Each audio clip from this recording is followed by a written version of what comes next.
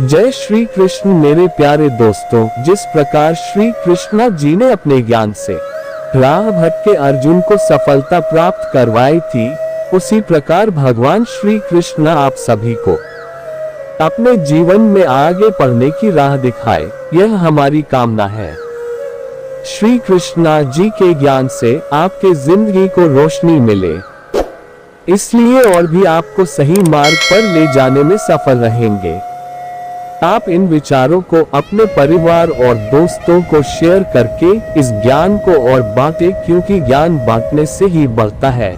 मनुष्य जन्म लेता है तो उसके पास सांसें तो होती हैं, पर कोई नाम नहीं होता। जब मृत्यु होती है तो उसके पास नाम तो होता है, पर सांसें नहीं होती।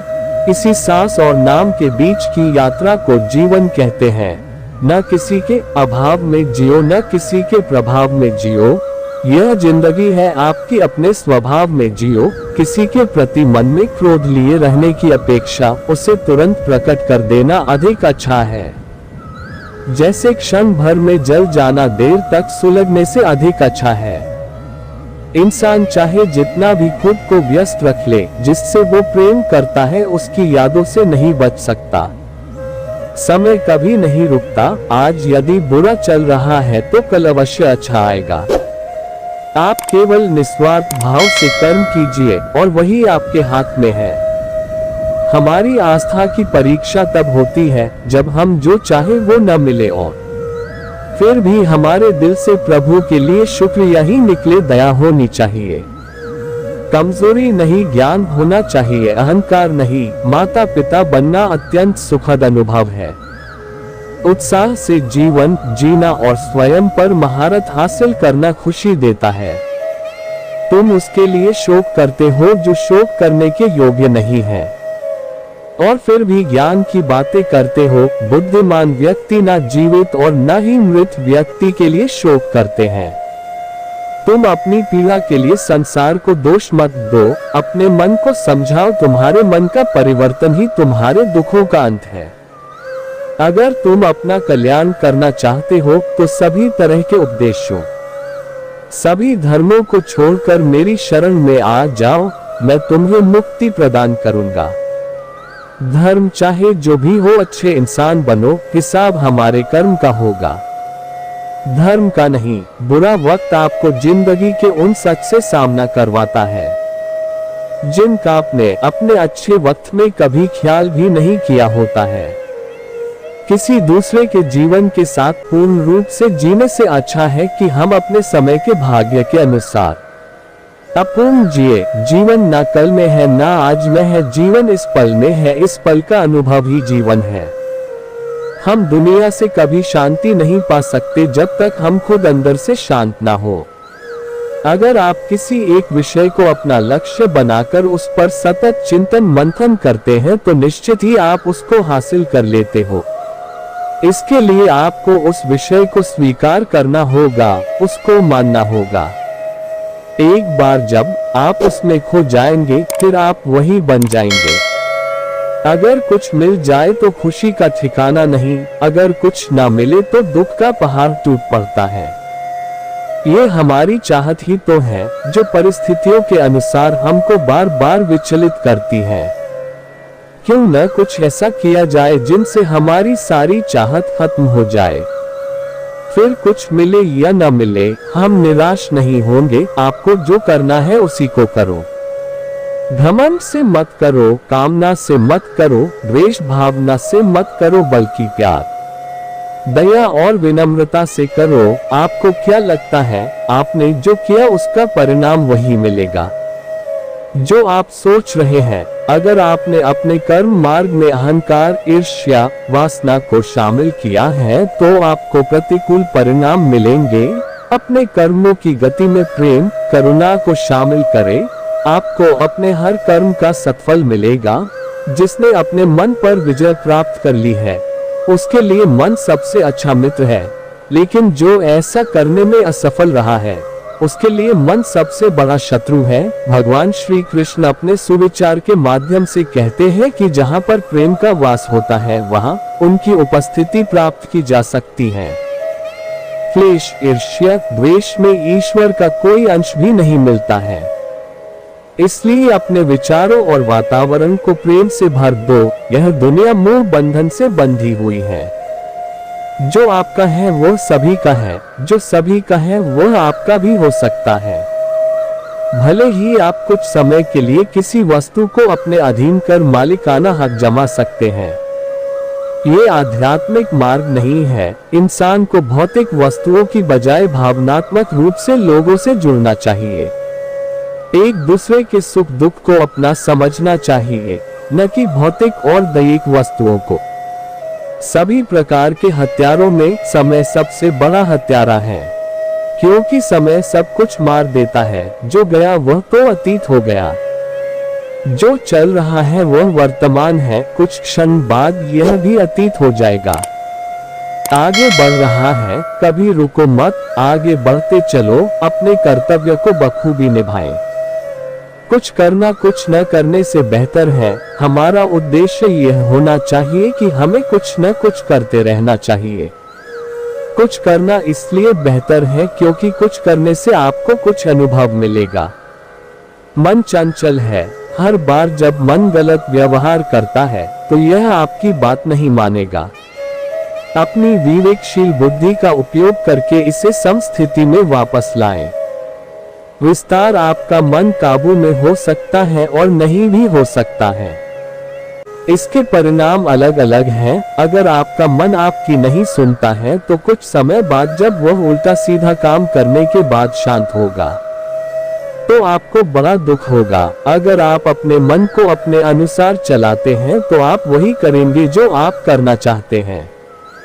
फिर इसमें विवाद का कोई विषय नहीं होगा। कुछ अच्छा हो, इस उद्देश्य से अगर कोई काम शुरू करता है तो आने वाले समय में इसका अंत कभी बुरा नहीं होगा। आपका अंतिम लक्ष्य क्या है या आपके काम को लेकर आपकी नियति कैसी है, इसका बहुत बड़ा प्रभाव पड़ता है। यकीन मानकर चलिए, अगर आपने कुछ अच्छा हो यह सोचकर किसी काम की शुरुआत की है तो निश्चित ही इसका सकारात्मक परिणाम मिलेगा। इंद्रियों से मिटने वाली प्यास पहले अमृत जैसी लेकिन बाद में जहर के समान लगती है। क्षणिक सुख और दुख सबसे भयानक होता है। एक पल में मिलने वाली खुशी आपको ज्यादा देर तक खुश नहीं रख सकती है।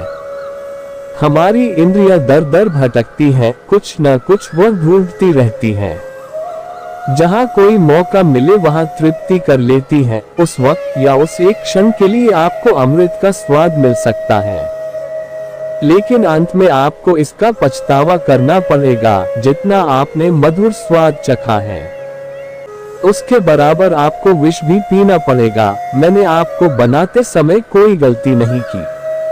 आपको अपने आप को वैसे ही देखने की जरूरत है जैसे मैं आपको देखते हैं। भाग्य का साथ न देना, मेहनत का फल न मिलना, इन सब का दोष हम भगवान पर लगाते हैं। यह गलत है। भगवान ने हम सभी को बराबर संसाधन दिए हैं। हाँ, हो सकता है किसी को कुछ ज्यादा अमीर बना दिया हो या किसी को शरीर से अपन बना दिया हो, लेकिन इसका भी एक विशेष कारण होता है। जो मिला है उसको स्वीकारें। भगवान भी आपको इसी स्थिति में देखना चाहते हैं। कृष्ण में आस्था सबसे अच्छा और सुरक्षित मार्ग है। आकर्षण कभी प्यार का आधार नहीं हो सकता। जो वास्तव में प्रेम करता है उसमें दिव्यता और शुद्धता होती है। खुशी हमारे भीतर की एक अवस्था है। भौतिक दुनिया का इससे कोई संबंध नहीं है। अपना दिल अपने काम पर लगाओ, इसके इनाम या परिणाम पर कभी नहीं।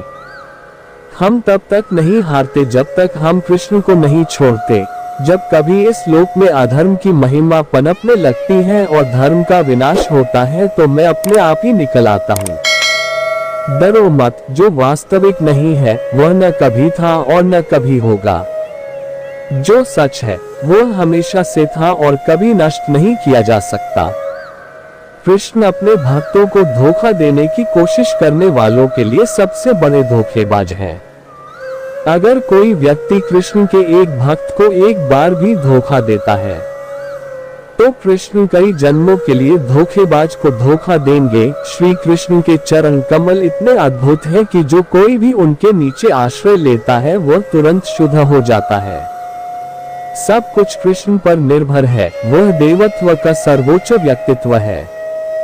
कृष्ण के अलावा कभी किसी पर पूरा भरोसा मत करो, लोगों से प्यार करो, लेकिन अपना पूरा भरोसा सिर्फ कृष्ण पर रखो, अपने मन को व्यथित मत होने दो।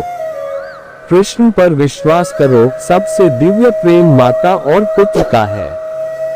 जिस दिन हम कृष्ण के प्रति पूर्ण समर्पण कर देंगे, वे हमारे प्रेम के प्रस्ताव को स्वीकार कर लेंगे। अपने काम पर अपना दिल लगाओ, लेकिन उसके परिणाम और इनाम पर कभी नहीं। मनुष्य अपने विश्वास से निर्मित होता है, जैसा वह मानता है वैसा ही वह बन जाता है। आत्मनियंत्रित आत्मा जो आसक्ति या विकर्षण से मुक्त होकर विषयों के बीच चलती है, वह शाश्वत शांति प्राप्त करती है।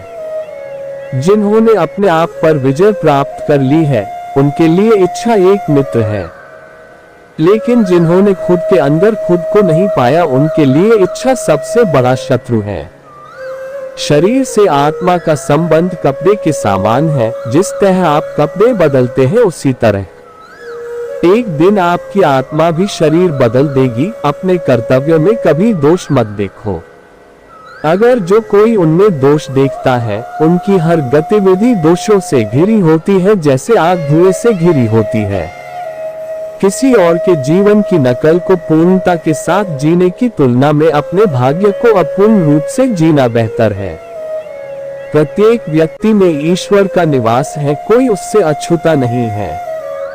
उपहार शुद्ध होता है जब इसे सही समय और सही जगह पर दिल से सही व्यक्ति को दिया जाता है, और हम बदले में कुछ भी उम्मीद नहीं करते हैं। अपनी इच्छा की शक्ति से अपने आप को नया आकार दें।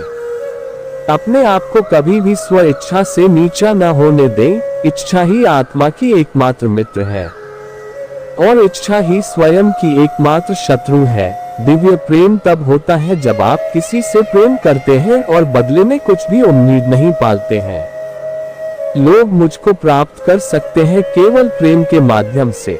श्री कृष्ण कहते हैं कि हमें अपने कर्मों को कड़ी लगन, श्रद्धा और सच्ची भक्ति से करना चाहिए, और संबंधित परिणाम या फल की अपेक्षा किए बिना इसको भाग्य पर छोड़ दें। अगर आपकी नीयत अच्छी है तो आपको सफलता पाने से कोई नहीं रोक सकता। अगर परम सत्य जानने की इच्छा रखते हो तो इस नश्वर शरीर के बारे में सोचना छोड़ दो। इस आत्मा के बिना इस शरीर का कोई अस्तित्व नहीं है। तू करता वही है जो तू चाहता है, फिर होता वही है जो मैं चाहता हूँ। तू वही कर जो मैं चाहता हूँ, फिर होगा वही जो तू चाहता है। कर्म का फल व्यक्ति को उसी प्रकार ढूंढ लेता है जिस प्रकार सैकड़ों गायों में कोई बच्चा अपनी माँ को ढूंढ लेता है। तुमको तुम्हारे द्वारा किए गए कर्म का फल भोगना ही पड़ता है। तुम परिणामों से भाग नहीं सकते, परिणाम की उपेक्षा नहीं कर सकते, और अपने उन कार्यों को पूर्ववत नहीं कर सकते जिनके कारण वे उत्पन्न हुए। तुम केवल इतना कर सकते हैं कि इनको सीख कर आगे के कर्मों को सुधार सकते हो। आत्मा न जन्म लेती है न मरती है, न ही इसे जलाया जा सकता है, न ही पानी से गीला किया जा सकता है। आत्मा अमर है, आत्मा अविनाशी है। हम यह शरीर नहीं है, न ही मन है। हम इस नाशवान शरीर में रहने वाले एक शांतिपूर्ण और नश्वर जीवित आत्मा है। जीवन न तो भविष्य में है न अतीत में है, जीवन तो बस इस पल में है। अपने जीवन के हर पल को जियो। अतीत के विषयों को सोचकर इस जीवन को बर्बाद मत करो। अतीत को न तो बदला जा सकता है न ही दोहराया जा सकता है। जैसे तेज हवा पानी पर नाव को बहा ले जाती है, वैसे ही घूमने वाली इंद्रियों में से एक भी जिस पर मन केंद्रित होता है, वह मनुष्य की बुद्धि को दूर ले जा सकती है। आपको अपना निर्धारित कर्तव्य करने का अधिकार है, लेकिन आप कर्म के फल के हकदार नहीं हैं। अपने कार्यों के परिणामों का कारण स्वयं को कभी न समझें। और कभी भी अपने कर्तव्य को न करने के प्रति आसक्त न हो। अनुकूल परिणाम की आशा में किया गया प्रत्येक कार्य व्यर्थ है। जीवन के लिए श्री कृष्ण उद्धरण हमें कर्म पर ध्यान केंद्रित करने और आराम करने के लिए प्रेरित करते हैं। आप जिस चीज के लायक हैं, वह आपके रास्ते में आएगी, चाहे आप इसे चाहते हो या नहीं। उम्मीद करता हूँ आपको भगवान श्री कृष्ण द्वारा कही गई बातें जानकर अच्छा लगा होगा। आगे भी मैं आपके लिए ऐसे ही ज्ञान के लेख लाता रहूंगा।